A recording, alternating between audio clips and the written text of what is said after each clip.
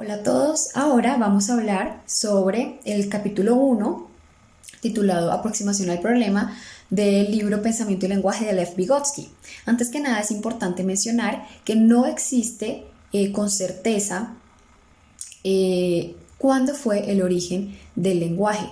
Hay diferentes hipótesis, una de ellas afirma que existe una lengua ancestral de la cual se derivan las otras lenguas. Hay otra hipótesis que nos menciona que se dio en lugares y en momentos pues completamente diferentes. Y hay una tercera hipótesis que podemos decir que sí se llevó a cabo y que pues podemos afirmarlo con certeza, que el lenguaje se desarrolló en simultáneo con la evolución del hombre.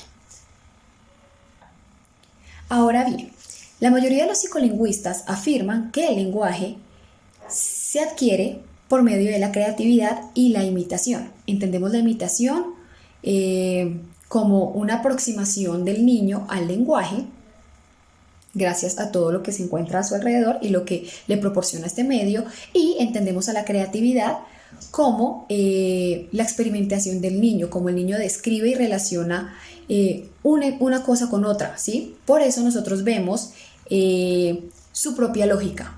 Por ejemplo, cuando el niño no dice rompió, sino, ni romper, sino rompido, ¿sí? No está en un error, sino está creando su propia lógica del lenguaje. Teniendo en cuenta todo lo anteriormente expuesto, podemos afirmar que se dio primero, si el pensamiento o el lenguaje, o viceversa. Existen tres teorías que nos pueden ayudar a resolver esta problemática. La primera teoría nos afirma que el lenguaje va antes que el pensamiento. Chomsky manifiesta que el pensamiento se desarrolla como consecuencia del lenguaje. A continuación, una breve explicación.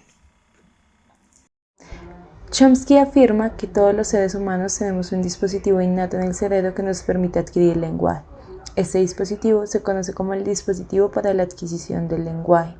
Indica que todos los seres humanos tienen la capacidad innata para aprender y practicar como tal y utilizar el lenguaje sin importar la dificultad del idioma, haciendo referencia al término de la gramática universal.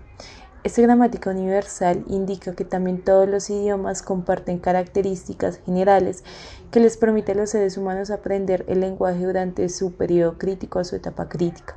Indican como tal que no es un proceso de imitación, los seres humanos no aprenden por imitación el lenguaje, sino que es algo que ya viene preconcebido en nosotros, es una configuración que está dentro del cerebro como tal. Chomsky pues es el mayor representante de esta teoría, de la teoría innatista, indicando adicional pues que todas sus teorías se desarrollan en una comunidad homogénea, desgregando también la influencia que tiene el contexto social en el desarrollo, en la adquisición del lenguaje para un niño. Como indicaba mi compañera Caret, pues vemos que lo que hace primero el niño es adquirir la estructura del lenguaje y luego se está adquiriendo el concepto como tal de la palabra. Entonces adquirimos el lenguaje y luego viene el pensamiento. La segunda teoría afirma que el pensamiento va antes que el lenguaje. Podemos decir que es un pensamiento bastante descartiano. Como bien sabemos, Descartes siempre afirmó el pienso, luego existo. Analizaremos a continuación el método cartesiano desarrollado por René Descartes. René Descartes mencionaba en este caso que solo tenemos acceso a nuestra propia mente, indicando que lo único válido para nosotros o la única verdad como tal es en este caso el conocimiento, el pensamiento que tenemos preconcebido de cualquier tipo de objeto, de cualquier pensamiento, de cualquier situación.